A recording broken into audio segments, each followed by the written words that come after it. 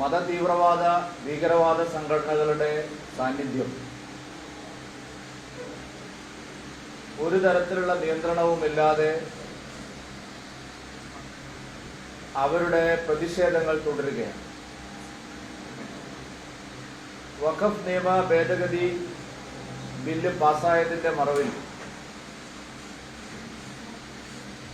നിരോധിത ഭീകരവാദ സംഘടനകൾ സംസ്ഥാനത്ത് അവരുടെ പ്രചാരണം ശക്തിപ്പെടുത്തിയിരിക്കുന്നു. ഇന്നലെ ഏറ്റവും ഒടുവിൽ വന്ന ഉദാഹരണം കോഴിക്കോട് വിമാനത്താവളം ഉപരോധിക്കാൻ ജമാഅത്തെ ഇസ്ലാമിയുടെ ആഭിമുഖ്യത്തിൽ മതഭീകരവാദികൾ എല്ലാവരും ഒരുമിച്ച് ചേർന്ന് വലിയൊരു നീക്കം നടത്തുകയുണ്ടായി. നമ്മുടെ രാജ്യത്തെ ഒരു കാതലായ പ്രശ്നവുമായി ബന്ധപ്പെട്ട്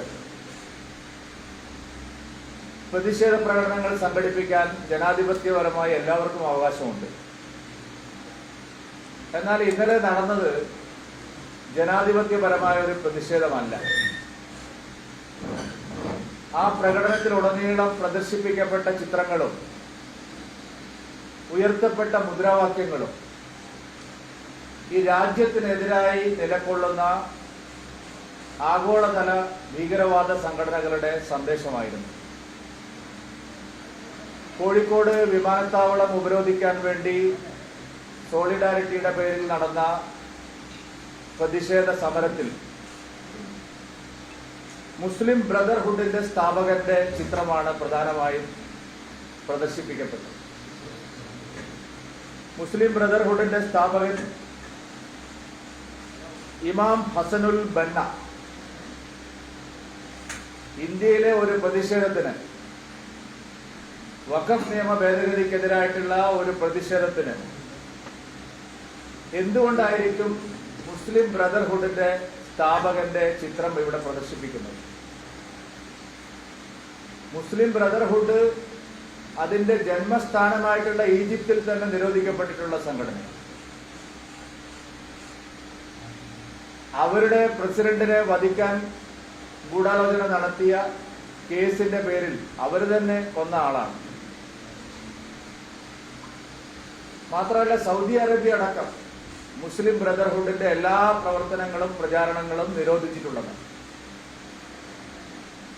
ലോകത്തിലെ പ്രധാനപ്പെട്ട മുസ്ലിം രാജ്യങ്ങളിൽ ഒന്നായിട്ടുള്ള സൗദി അറേബ്യയും മറ്റെല്ലാ ജനാധിപത്യ രാജ്യങ്ങളും, ജർമ്മനി ആവട്ടെ, ബ്രിട്ടൻ ആവട്ടെ, അമേരിക്ക ആവട്ടെ, ഈവൻ ചൈനയിൽ പോലും മുസ്ലിം ബ്രദർഹുഡിന്റെ പ്രവർത്തനങ്ങൾക്ക് യാതൊരു തരത്തിലുള്ള അനുമതിയുമില്ല. ആ മുസ്ലിം ബ്രദർഹുഡിന്റെ ലോകം മുഴുവൻ ഭീകരവാദ സംഘടനയായി അംഗീകരിച്ചിട്ടുള്ള ഐക്യരാഷ്ട്രസഭ പോലും ഭീകരവാദത്തിനെതിരായിട്ടുള്ള ആഗോള ചേരിയിൽ ശക്തമായി എതിർക്കുന്ന മുസ്ലിം ബ്രദർഹുഡിന്റെ സ്ഥാപകന് കേരളത്തിൽ എന്താണ് കാര്യം? മുസ്ലിം ബ്രദർഹുഡിന്റെ സ്ഥാപകന്റെ ചിത്രം എന്തിനാണ് കേരളത്തിൽ ഒരു പ്രതിഷേധത്തിൽ പ്രദർശിപ്പിക്കുന്നത്? രണ്ടാമത്തെ ചിത്രം അവിടെ ഉയർത്തിപ്പിടിച്ചത് ഹമാസിന്റെ തലവന്റെതാണ്. ഹമാസ് തലവന്റെ ചിത്രം എന്തിനാണ് കേരളത്തിൽ വഖഫ് നിയമ ഭേദഗതിക്കെതിരായിട്ടുള്ള പ്രതിഷേധത്തിന് ഉപയോഗിക്കുന്നത്? നമ്മുടെ രാജ്യത്ത് വഖഫ് നിയമ ഭേദഗതിക്കെതിരായി സംസാരിക്കുന്ന രാഹുൽ ഗാന്ധിയുടെ ചിത്രം അവർക്ക് ഉപയോഗിക്കാമല്ലോ, പ്രിയങ്ക ഗാന്ധിയുടെ ചിത്രം അവർക്ക് ഉപയോഗിക്കാമല്ലോ. ഇനി എന്തിന് ഒവൈസിയുടെ ചിത്രമാണ് ഉപയോഗിച്ചതെങ്കിൽ പോലും അതിൽ ഒരു തെറ്റ് പറയാനാവില്ല. പക്ഷെ എന്തിനാണ് ബ്രദർഹുഡിന്റെ തലവന്റെ ചിത്രം കോഴിക്കോട് കരിപ്പൂർ വിമാനത്താവളത്തിന് മുമ്പിൽ പ്രദർശിപ്പിച്ചത്? എന്തിനാണ് ഹമാസ് തലവന്റെ ചിത്രം ഇവിടെ ഉപയോഗിക്കുന്നത്? ഇതിന് ഉത്തരം പറയേണ്ടത് സോളിഡാരിറ്റി അല്ല, ജമാഅത്തെ ഇസ്ലാമി അല്ല, പോപ്പുലർ ഫ്രണ്ട് അല്ല. ഇതിന് ഉത്തരം പറയേണ്ടത് ഇത്തരം ശക്തികൾക്ക് ഇവിടെ പ്രവർത്തിക്കാൻ അനുവാദം കൊടുക്കുന്ന സംസ്ഥാന ഗവൺമെന്റും അവരെ പരോക്ഷമായി പിന്തുണയ്ക്കുന്ന മുസ്ലിം ലീഗുമാണ്. മുസ്ലിം ലീഗ് എന്ന് പറഞ്ഞാൽ UDF-ഉം കോൺഗ്രസും ലീഗും എല്ലാം. ഇത് ആദ്യത്തെ സംഭവമല്ല കേരളത്തിൽ.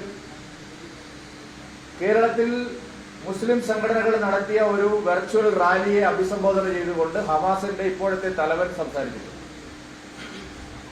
കേരളത്തിൽ നടക്കുന്ന എല്ലാ പ്രതിഷേധങ്ങളിലും, അത് സിഎയുടെ മേലുള്ളതായാലും മറ്റ് കേന്ദ്ര സർക്കാരിനെതിരായിട്ടുള്ള പ്രതിഷേധങ്ങളിലും എന്തിനാണ് ബ്രദർഹുഡിന്റെ തലവനും ഹമാസിന്റെ തലവനും ഒക്കെ രംഗത്ത് വരുന്നത്? അവരുടെ ആശയങ്ങൾ എന്തിനാണ് പ്രചരിപ്പിക്കുന്നത്? അവരുടെ ചിത്രങ്ങൾ എന്തിനാണ് ഉപയോഗിക്കുന്നത്? കേരളവുമായിട്ടോ ഈ രാജ്യവുമായിട്ടോ അവർക്ക് എന്ത് ബന്ധമാണുള്ളത്? ഈ രാജ്യത്തിനെതിരായിട്ടുള്ള ഒരു പ്രതിഷേധത്തിൽ എന്തിനാണ് അവരുടെ പ്രതീകങ്ങളെ ഉപയോഗിക്കുന്നത്? വളരെ ആശങ്കാജനകമാണ് സംസ്ഥാനത്തെ സാഹചര്യം. PFI നിരോധനമടക്കം കേന്ദ്ര സർക്കാർ ഭീകരവാദ സംഘടനകൾക്കെതിരായി ശക്തമായ നിലപാട് സ്വീകരിക്കുമ്പോഴും കേരളത്തിൽ അവർക്ക് പ്രവർത്തിക്കാനുള്ള അവകാശം ലഭിക്കുന്നു.